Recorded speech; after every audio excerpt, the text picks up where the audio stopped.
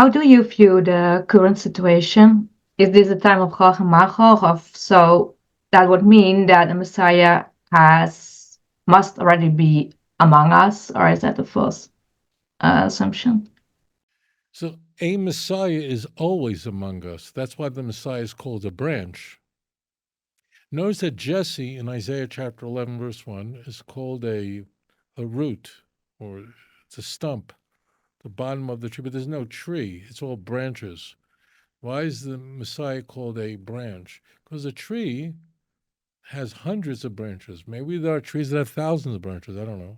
A lot of them. In every generation, there's a Mashiach who's ready to step forward. He's immortal.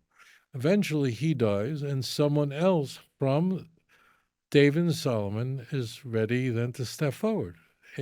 All the time, there's always Mashiach ready to step forward, always.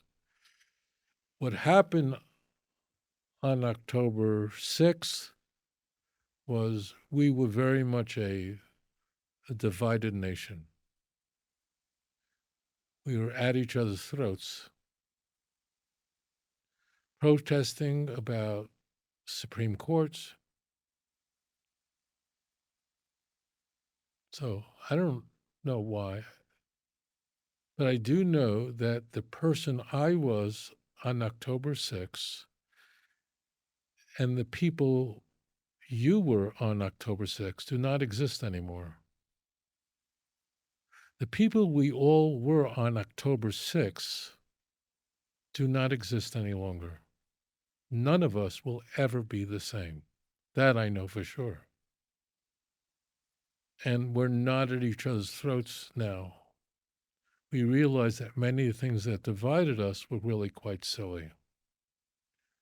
So the world has changed and has vacillated, which means an explosion of either pro Jewish expressions or fiercely anti Jewish expressions has exploded. Why?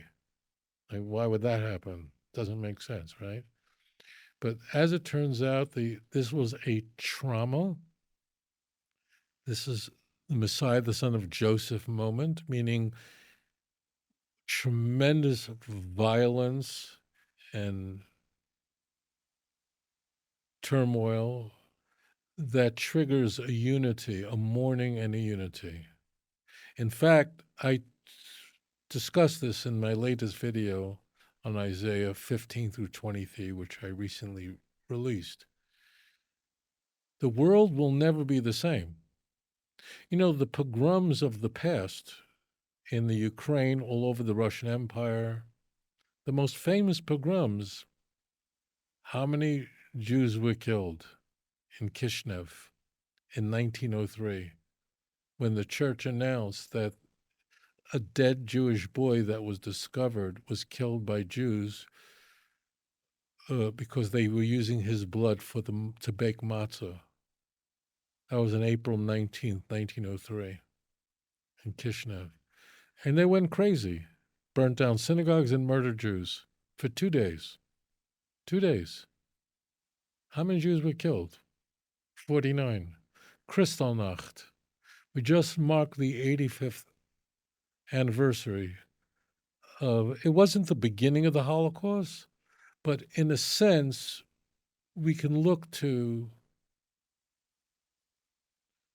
November 9th, 10th as 1938 as essentially the fuse that triggered the Shoah. 92 Jews. Kristallnacht. You know what happened October 7th? I don't need to tell you. We are all in a state of trauma. All of us are. We're in a state of complete trauma. And right now, there are things have to happen and change, but we'll never be the same. So we are, as I've said to you in the past, we are now in the Messianic age. We are, meaning we are now observing the developments that are described in Tanakh unfolding before our eyes. And one of the things that's very striking about it is it's completely irrational. The things we see and the things we hear doesn't even make sense. It's not logical. I mean, if you see someone robbing a bank, it's very logical. They want the money. This didn't make any sense at all. Didn't make any sense. It doesn't help anybody out. So we are living in the events that are going to bring Mashiach, and that's we can see Ezekiel 38 and 39. So the world will turn to the God of Israel, those who are faithful. There are some who will remain enemies of the God of Israel, but ultimately, this is a precursor to Mashiach, and it's happening now. I mean, Mashiach is here now. The events that are described in Tanakh are happening right now, right now. I mean, when I say now, I mean in this past 75 years. I mean, this is all Jacob's trouble, Jeremiah 30, verse 7. It's all so transparent.